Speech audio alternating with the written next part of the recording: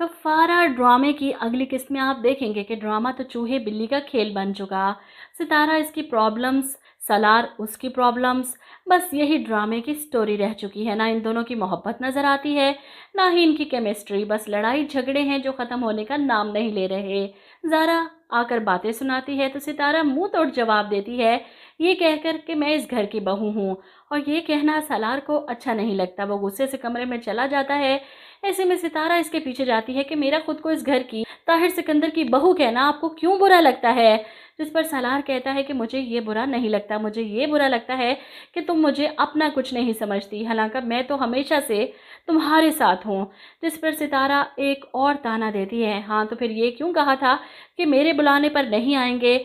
ऐसे में सलार कहता है अगर नहीं कहा होता तो कोई और गलती गनवा देती, मेरी सलार की बात सितारा के दिमाग में नहीं पड़ने वाली, क्योंकि इसे तो अपना आप हमेशा ठीक लगता है। इसीलिए तो सलार से बहस करती है, आप मुझे क्यों हर बार गलत कहते हैं। ऐसे में सलार इसके सामने सरेंडर करते हुए कहता है, क्योंकि हर बार मुझसे दूर जाने के लिए मुझे ही कटहरे में खड़ा कर देती हो तुम। सितारा अभी भी सलार की फीलिंग्स को नहीं समझ पाएगी, पता नहीं इस लड़की के दिमाग में भूसा भरा हुआ है, पूरी दुनिया की समझ है सिवाय अपने शोहर की। खैर सलार से पीछा छुड़ाते हुए वो पहुंचती है कि मैं चाय बना कर लाती हूँ, और ऐसे में अपने सास उस ससुर के कमरे से आती हुई आवाज़ें सुनकर इनकी तरफ बढ़ती है, जहाँ मेहरीन बेगम अपने शोहर से लड़ रही थी।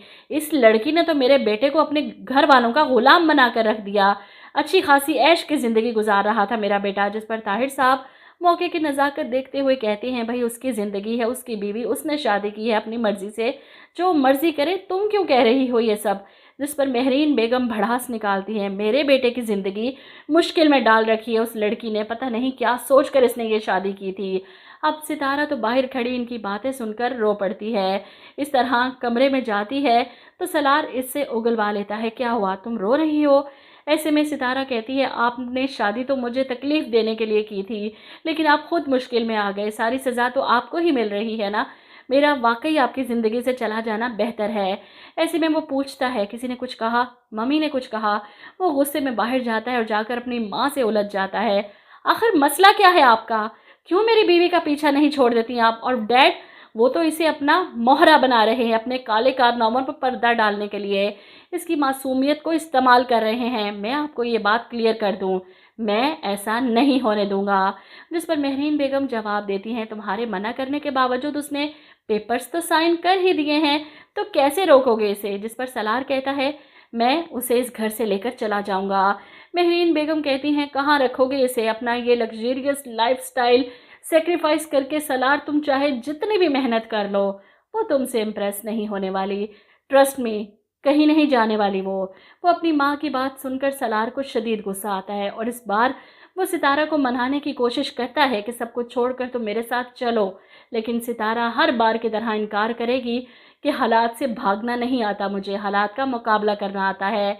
ऐसे में सलार को गुस्सा आता है, वो इस फाइल को पकड़ता है जिस पर इसने साइन किए थे, और लेकर अपने बाप के पास पहुंच जाता है ताकि फाड़ कर इनके आगे फेंक सके कि सितारा आपके लिए कोई काम नहीं करेगी। ऐसे में सितारा भी इसके पीछे भागती है इसे रोकने के लिए। तो ड्रामा तो बहुत ही ज़्यादा फजूल तरीके से आगे बढ़ रहा है, ये सीन बेफजूल हैं, क्या मिल रहा है ये सब दिखाकर, समझ से बाहर है कि इनकी गलत फहमियाँ दूर करें और ड्रामे का एंड करें। वहीं दूसरी तरफ निम्मी वाला मामला भी अब बोर कर रहा है। कासिम अपनी माँ के सामने ड्रामा करता है कि निम्मी ने मेरे सर पर ग्लास मारा है, और निम्मी हैरान परेशान कासिम की इस ड्रामेबाजियों को देखकर। वहीं खाला भी फ़ोन करती है नजमा बेगम को ये सुनाने के लिए कि अपनी पागल बेटी को हमारे सर पर थोप दिया, मेरे पोते की जान की दुश्मन बन गई, एक दिन भी सुख का देखने नहीं दिया इसने जब से इस घर में ब्याह कराई है। वहीं नजमा बेगम परेशान, एहतशाम अपनी माँ को रोकता है, हम वहाँ गए तो फिर निम्मी कोई झूठी सच्ची कहानी सुनाएगी, इसीलिए मैं वहाँ नहीं जाना चाहता, मैं उसकी शक्ल नहीं देखना चाहता। और यहाँ पर जोया एहतशाम को मनाने के लिए कहती है कि निम्मी जो भी गलती हो, लेकिन दादी इस तरह बार बार अम्मी को फ़ोन करके अपने घर बुलाकर इंसल्ट नहीं कर सकती। जोया जाकर देखना चाहती है निम्मी की हालत को, इसीलिए राज़ी करती है एहतशाम को और अपनी सास को कि हम सब चलेंगे और जाकर देखेंगे और इन्हें बताएंगे कि हमने निम्मी को बसने के लिए छोड़ा है। अकेला रहने के लिए नहीं। इसकी बात सुनकर सास तो खुश हो जाती है, इन्हें तो यही लगता है कि ज़ोया खैर ख्वाह है निम्मी की, इसलिए तो इसे लाजमी अपने साथ लेकर जाएंगी। और निम्मी इसे देखकर फिर भड़केगी, सारे फसाद की जड़ तो ये है, यही तो कासिम के कान भरती है, मेरे साथ ये सब सलूक करता है वो। इस पर एहतशाम फिर से गुस्सा, बहुत बड़ी गलती कर दी जो मैं यहाँ आ गया, मुझे यहाँ आना ही नहीं चाहिए था।